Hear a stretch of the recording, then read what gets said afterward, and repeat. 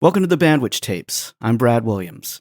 My guest today is singer, songwriter, producer, author, and visual artist Kelly Lang, whose life in country music began at an early age. Her father served as Conway Twitty's road manager, and Kelly grew up watching Conway develop songs, connect with audiences, and build a lasting musical legacy. Kelly later appeared on Star Search, performing regularly on the Ralph Emery Morning Show, and developed a career built around songwriting, recording, producing, and visual art. In this conversation, Kelly and I talk about our shared experience as former Star Search contestants, the lessons she learned growing up around Conway Twitty, and the direct approach to songwriting she learned from Harlan Howard. We also discuss gaining confidence in the studio, creating music after surviving breast cancer, and why helping someone through a song now matters more to her than chasing fame. Kelly also shares the story behind her album, Jealous Green Eyes. Here's my conversation with Kelly Lang.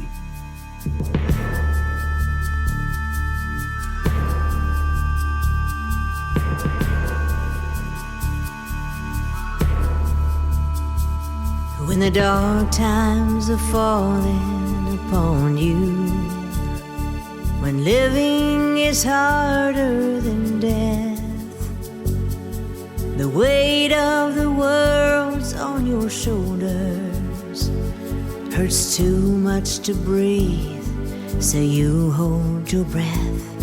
When you can't see the light in your tunnel, from all of the tears that you shed, just wait a while, I can promise there's much brighter days ahead.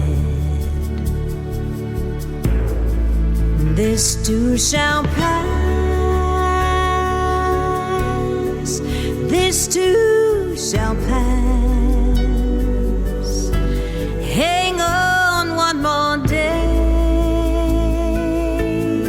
'cause bad times never last. This too shall pass, this too shall pass. Might feel like you swallowed broken glass, but this too shall pass. Kelly, it is an absolute honor and a pleasure to welcome you to the podcast. How are you today? I'm doing good, Brad. Thanks for having me today. Yes, I've been looking forward to this. In just looking and listening and reading about all that you do and all you've done, I have to say, I think it's a little bit unfair that one person possesses as much talent and ability as you. You just do it all, Kelly. It's amazing. Well, thank you for saying that. I don't do it all at once. Somebody asked me yesterday, they said, how do you do all this? What one word would describe you? And I said, exhausted. That's a good way to look at it. I have imagine. a lot of interest, and I'm never afraid to try something new. So it probably looks like I'm doing all of that at once, but I write for a while, and then I paint for a while, and then I produce for a while. So it's not like they're all happening at one time. Through a collection of many years, it seems to have added up to quite a thing to talk about, I guess. Yeah, no, that's great. Do you consider all of those things kind of their own separate lane, or do you think of it as one big creative thing that this journey you're on? It's a great question. I like to think of them, I have to compartmentalize. Like when I'm in the jag of painting, I don't want to write. And if I'm in the jag of writing, I can't seem to paint. So I compartmentalize them, but I do consider them all part of the arts, you know? So I even love the production part of obviously being in the studio for the album, but I like to be part of the videos too, which I consider those all part of the creation process. So I think it's the right side of the brain that is considered creative. I must have 100% of that going on and nothing on the left side. Because if it has to do with numbers, I am completely a duck out of water. I'm there with you on that. Yeah, and I would imagine that sharpening the sword on one of those, it sharpens it on everything else. I mean, being creative here lends itself to make you more creative in other ways. And I think with age comes wisdom, and I'm not afraid to fail, so I do try a lot of different things. And if I'm not good at it, I'm the first to admit it, and I'll give it to the pros to take over. But it's been so much fun to challenge myself, and I love to learn. I love to learn social media and all the different tools with all that. But I know when I'm out of my wheelhouse. So I will die trying, but I'm stubborn enough to try it in the first place, I suppose. Yeah.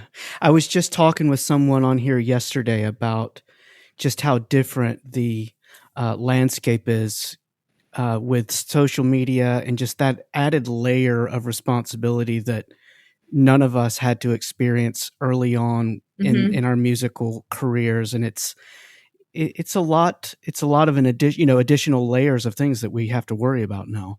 Yeah, it's a good and bad thing. It's bad in the fact that, it's taken up a lot of our time, from our families, and our communications are really different. I notice kids today don't even look at each other. They're just texting one another sitting at the same table.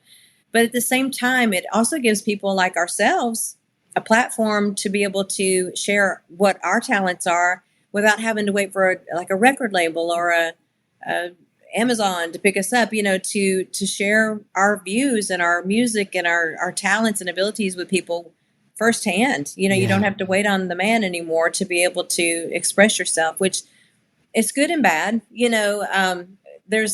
can express yourself and put your song out there, and 50 people will go, wow, that's really good. And one person will say something negative, and that's what we as humans focus on, and so it can really, if you don't have a strong backbone, you can really get sideways with that if you're not careful. No, I completely agree. Yeah, it's very tough to be objective about it and not let that one person that just decides to just be snotty, just to want to ruin someone's day. There's always that one, and a lot of people, they're mostly nice, Brad. I think most people, especially on my page, have been so kind, and I get so many really very genuinely nice remarks. But there's always that one person that they're probably sitting in their mama's basement with 3 friends, that always have to have a jab at you and say something negative. And, I'm not for everybody. And thank God there's room enough for everybody. And a lot of people probably think I shouldn't be saying or doing or dressing or whatever the way I do. And they'll tell me exactly how they feel publicly. They don't like something, and it's funny because I'd like to see them have the courage to get out and do something that takes courage, and they probably would never do something out of their little box of cutting people down. That's exactly right. I could not agree with you more. I completely agree. One of the things that I learned about you in preparing for this conversation is that you and I have something very unique in common with each other, in that 4 years apart, we both appeared on Star Search. Wow. I was on there in 1989 as a junior vocalist. I'd be curious just for a second to hear what that experience was like for you at the time, and like as time has gone on, what you've kind of looked back on and realized maybe how it's changed your perspective on some things. I have a lot to say about this. You got a minute? Yeah, absolutely. Go for it. Yeah. I feel the same way, so I understand. Yeah. When I was 17 years old, Star Search called my booking agent and wanted to see if I would try out. But Brad, that was before we had juniors. Mm-hmm. And so they had me come in and try out, and they had talked to several people around Nashville area who's the up and comer kind of thing. And I was opening for a lot of different acts at the time. And so my name was brought up. I came in and they said, oh, you're too young. And I'm like, well, you knew that, So I honestly thought that was their way of passing me along. Like they didn't think I was ready or good enough for that.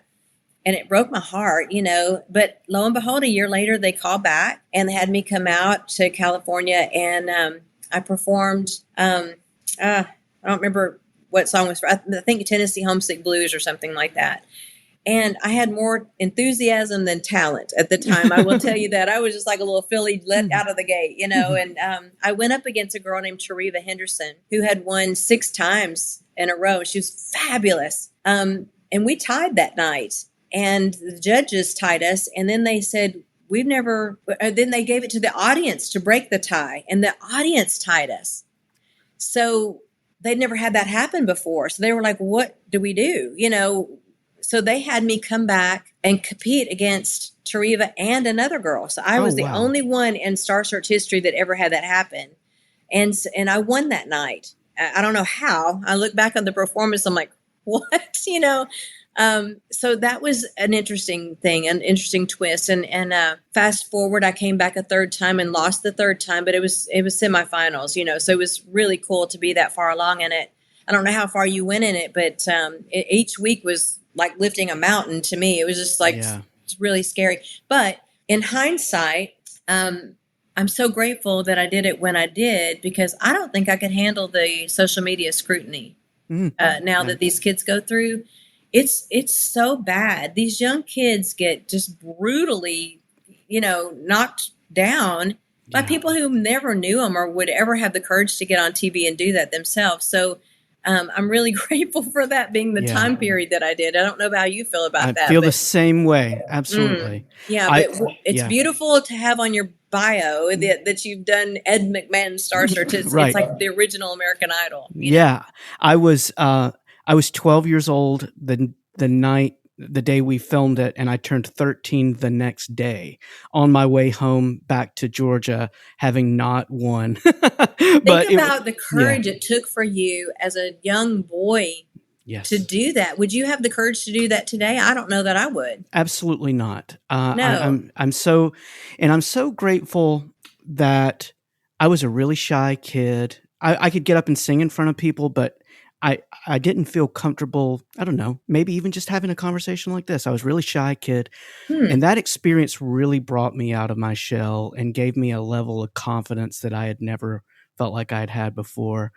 And I am so grateful for that experience, because I think it really changed the course, I think, of my life in a better I can see that direction. too. I can see that too, because I learned a lot.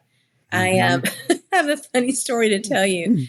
So, when they call you and they say you got to cut your song down from 3:30 to 2:25 or whatever. I don't know what the number was. I don't know if you remember or not, but they said to make sure and cut it down, and then you sing it on stage much more condensed than the original version. So I did. And I go out there and I go to rehearsals. I'm sure you remember the rehearsals. Oh, I do. Yep. And they give you 1 or 2 times to run it, and you're on your own, dude. It's like, and so I ran it, and I'm like, wait, you cut this part out? And they go, yeah, we had to, because you sent it in at 2:33 or something. I go, no, I cut it down to whatever you asked me. They said, no, we had to cut a whole verse out, because I'm like, well, where am I? Oh my. Yeah. And so the producer said, how did you time this to make sure it was in the proper, timing? I said, well, I used my egg timer, But I was a kid, Brad. I didn't know, I was like, I don't know. So, and we didn't have technology to have that, to be able to cut something down specifically to what they wanted. I didn't anyway. And then they were teasing me because they said, oh, you're the kid from Tennessee. And I'm like, oh my God, So thanks. Gee, thanks. But it was funny and a funny story to tell. But at the time, I was mortified. Yeah, the thing I always remember is them sending this packet and this list of songs that you could not do. Yes. It was either for copyright, I remember no Billy Joel songs. And then there was just this massive list, and it's like, well, that narrows down a lot of the songs that I probably would have done, but it's okay. We'll just, we'll improvise and we'll go from there. You learn to fly by the seat of your pants when you do that show, for sure. And I'm sure exactly Idol is even worse, Oh, absolutely. Yeah. I've had a few people on here that have done either Idol or The Voice, and they just talk about that piece of it, just that whole social media pressure that comes along with it, and just having to establish a brand, I think, long before you're probably ready to do that. And it's so thing. Tough. Yeah, that's the thing. These kids are just thrown into this, and they're expected to be polished already, and the world expects that of them, and it's too much. You know, it just is. It's too much. Absolutely. So you grew up around music. I was reading that your dad was Conway Twitty's road manager. Is that right? How cool is that? Right? I know. By the time I was 1 year old until Conway passed, that's all I knew. You know, I thought that was norm. I really did. I didn't think it was anything unique or special. Or, of course, now in hindsight, I'm like, what? Yeah. But it was nothing for Loretta Lynn or George Jones or Randy Travis to call the house and ask my dad's advice. Matter of fact, Dad was in both of George and Loretta's books as an inspiration to them. He helped them on the road and making decisions on the road, and what a great guy he was. And it's fabulous to have had that in my background, but I didn't realize it at the time. And a lot of people thought that was of help to me, like I might have had a shoe in, but it was actually the opposite. People assumed I already had an option, so they didn't give me opportunity. And I had to really fight my way to be seen and be heard and earn my right, because a lot of people, not that they punished me, don't get me wrong, but it was more of she's already got she doesn't need the help. But it really wasn't that. It was truly organically, I had to put the work in, and I'm so proud of myself for having done that, Absolutely. No, I totally see how it could have been tougher for you because of that, and the level of expectation around that and the pressure that people would have put on you. But yeah, what a wonderful thing for you to go for it and earn it on your own. I mean, how awesome is that? Well, when I was little, and this is such a unique memory that I have, it's very distinct though. We lived in Oklahoma. Conway had his whole organization living in Oklahoma at the time. He eventually moved us over as a whole caravan, 40 East to Nashville, and we all ended up in Hendersonville. But when I was 6 years old, our families were invited over to Conway's house before he would go in the studio, and he wanted to test songs out on us to see what we thought. Not that he cared what a 6-year-old thought, but I was part of the group. And I remember really distinctively sitting on the floor in his music room. He was sitting on a black leather couch, and he was playing the song "You've Never Been That Far Before" he recorded it. And he sang the part boom, boom, boom. But he said, no, this is where the bass player will go boom, boom, boom. And eventually, we know he ended up singing that, and it became pretty iconic, But I remember he had like black zip-up boots on and a leisure suit, and the music room was black and red. And it was just, who has that memory? Oh, cool. But I remember being fortunate enough to sit on the side of the stage and feel the audience love him so much, and the vibe and the sound and the thumping of the sound in your heart. And I thought, I want that. I don't know what that is at 6 years old, but I knew I wanted it. And I began writing at 6, probably directly as I don't know. I just thought, if he can do it, I can do it, naivety of a kid, So I began to write, and I began to take music very seriously. And of course, when we landed in Nashville, I was involved with every talent show I could be, or any ensemble, or sang at nursing homes or garage door openings. I did everything I could do. And then I eventually went on to do the Ralph Emery Morning Show, where Dolly and the Judds and Lori Morgan, all of these people got their start. So I felt very fortunate to be part of that from the time I was 12 up until in my mid-20s. It was like almost like college education to me to be able to do that on the fly on live TV. Oh, that's amazing. I bet you got to be around that amazing Mr. John Huey, I'm sure, a little bit too. My goodness. John. I miss him. He was such a talent, such a gentleman, Such a gentleman. Class act. It's just a class act. Yeah. This last weekend, it's so, sometimes I feel like, was Conway a whirlwind? Did it really happen? Because he's been gone so long. Yeah. But I'm really grateful to still have a connection with the family. And I wrote a song called "Goodbye, Darlin" in honor of Conway, because I regret not being able to spend even more time musically with him. I knew him as like a family friend, an uncle kind of thing, but I didn't hone in on Conway, what do you think about this? Or how do you feel? What does this sound like? I wished I had done that. And so I did a show last weekend with his grandson, Trey Twitty, and Loretta's granddaughter, Taylor. They have a duet called Twitty and Lynn. And I sang on their show, and I got to be around the Conway and Loretta fans again. It just feels like home, That's awesome. It felt like I was at a family reunion, and I just adore all of them. That's amazing. What an incredible just experience to get to do that, and then to come back and just get to revisit it all these years later. How amazing is that? And to be accepted, and I gave this song "Goodbye, Darlin" as a gift. Basically, I wrote that for the family because he was so special, and we don't know how special someone is until we lose them. And it was a song of not regret necessarily, but just, man, let's pay attention to those that matter while they're here, not wait too late. So it was a song like that. Yeah. It's a wonderful song, by the way. I've listened to it and really, really love it. And it captures the emotion of it. It captures that sentiment. And you're a wonderful songwriter, by the way. Thank you. I like the way that you just capture it. You just capture the honesty and the emotion of the content of the song, and I appreciate that. Thank you. I learned from the great Harlan Howard many years ago to only write as little amount of words as you can possibly get by with and still get the same sentiment across. Yeah. And so I write pretty blunt. I get right to the point when I get to a song, so you don't have to think about what I'm trying to say. Well, I think that's what, at the root of it, that's what I love the most about country music is the honesty of it and saying the most you can say in the fewest amount of words. It's so beautiful when someone is able to do that, like yourself. It's pretty amazing. Thank you. When you are producing, let's say, like if you're producing a project of your own, how do you separate yourself, like the singer's instinct versus the judgment of a producer? How do you navigate those waters simultaneously? I'm pretty tough on myself.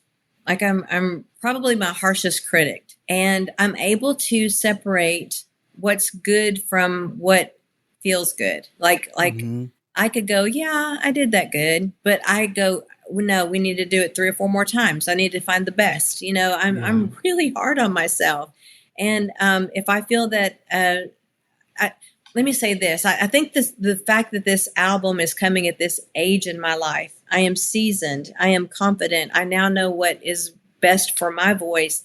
Might not be best for somebody else's voice, but I've earned the right in my own mind to have an opinion. And I used to be really shy as a female walking into a group of men musicians, and I felt like I don't want to offend anybody. I don't want to rub an ego wrong, or I don't want to say something that, might come across as rude or whatever, because women aren't celebrated as much in business as men sometimes. And so I had to gently gain the respect of these musicians to be able to really get what I want, And now when I hear, I'll just pull an instrument. Like when I hear a part that is not quite what I want, I now have the courage to go, can we do that again? Because this is what I hear. And then I'll know the notes that I want to hear. I'm confident enough to be able to say, no, this is not exactly what I want, whereas before I would shy away and go, it's okay. There was some things in a harmony line of a guitar recently that just rubbed me the wrong way. Every time I would hear it, I'd be like, ugh. To the average listener, they might not have ever paid attention to it, but it drives me nuts. Yeah. And I couldn't even sleep at night. It was just like that one part was like, and lo and behold, we put it up on the screen, and you can now, with the tools that we have, there it was. It was just ever so slightly underneath. And I was able to fix it. And I was like, thank God, but I used to would have just let it go, and now I'm just, I feel like I know my own product well enough to be, to have a voice. And I'm just really proud, not even necessarily of the music, but proud of how the growth that I have come to be able to do that. Yeah. There's so much beauty in just the perspective of, as time passes and we're getting older, and you know, I imagine you not only feeling like having the confidence about that, the perspective of it, the knowledge of it. I mean, all of that culminates in you being able to, and the other thing is your name is on it. You know, you're putting your name on it. So it needs to be the way you want it to be. And that's all right. You know, and that took a long time for me to be able to own, like I'm the boss, really. But at the end of the day, I would have to admit that in the control of, I'm not a control freak. I won't say that, because I will bend to whoever has the better opinion. Like if my engineer says, you know what, if we take this instrument out of that might sound better, I'll go, all right, let's hear your way. You know, I'm really good at being bendable, but at the end of the day, it is my face and it is my name and it is my reputation and my legacy. If I'm not happy with it, it's me that has to pay for that, you know? Yeah. So, I'm more vocal, and, I mean, I'm nice about it, but I am a bit controlling when it comes to the sounds that I want. And if I don't get it, I'll just keep on. I'll just keep on until I figure it out. And that this project has taken me 2 years from start to finish to get to where I'm at. And there's been a lot of roadblocks. And, you know, it's really funny, Brad, is there's so many times that you just listen to a song and you think, I like that song or I don't like that song. But you never have the ability to go, gosh, how did that song come about? Who was on that song? Who recorded? Who played on the instruments? How did it engineer? Was there 10,000 different ways this could have gone? Yes. How did you hone in on the one? You don't realize how many decisions have to be made for you to hear one song. It's just like going to the grocery store and you pick up some chicken and you go home and you cook it. You don't even have a clue of what that chicken had to go through to get to your table, you know? It. And it made me, I say chicken because Gus Arundel of Springer Mountain Farms Chicken is my sponsor. And I was privileged to go through his plant. And now I look at chicken a whole more respectfully than I did before, you know, but it's there's a lot to it. And when you're the writer and the producer, you're also laying yourself vulnerably out for the public to judge.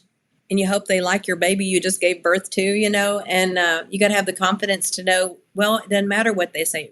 If I'm happy with it and confident with it, then hopefully somebody else will like it too, you know?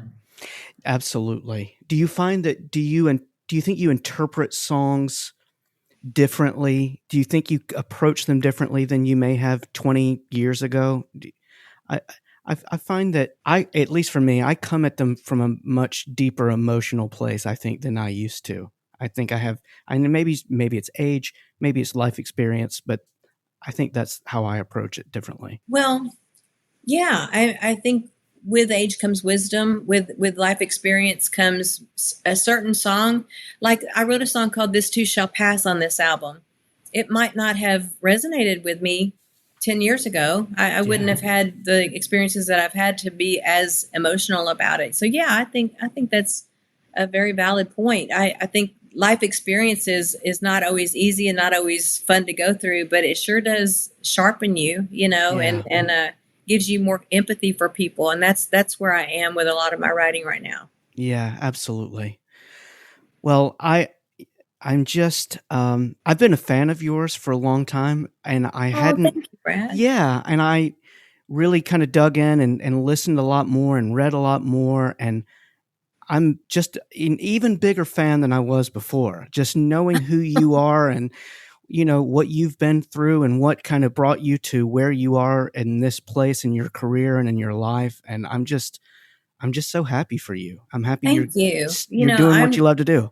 I'm just glad to still be alive to do this. Yeah, absolutely. You know, I was realizing just the other day, I'm 22 years out from a breast cancer diagnosis. Wow. And the fact that I'm still here to be able to share music with people and share my story, you know, again, it used to be that I would chase fame, but now I chase the thought of somebody being moved or helped by my music is my paycheck. And it helps me to realize I'm on the right track. When somebody writes me and says, wow, your song helped me through the day, you know, that really matters to me. And I do appreciate your compliment. I'm thankful that you like what I'm doing and celebrate music together. And Yeah. I'm so proud of you being on Star Search. That's a big deal, man. It's fun. It's this. It's a great party trick to talk about, isn't it? Yeah, it's like this little secret society that we get to be a part of. It's a family. Yeah, it absolutely it's a family. is. Well, I have had so much fun hanging out with you. I could just sit here and talk to you all day long. I've had so much fun. I just wish you all the best. This new album, what's the title of the album? The title of the album is Jealous Green Eyes, and it drops August the 7th. Today, if you can go to your Alexa, I'm not going to say it real loud because she'll do it, but there she is. There she is. I'm not quite sure how to help you with that. You can say, Alexa, play Kelly Lang's new single, Never Met a Man I Didn't Love. And she will play that for you. Never met a man I didn't love. There, right on cue.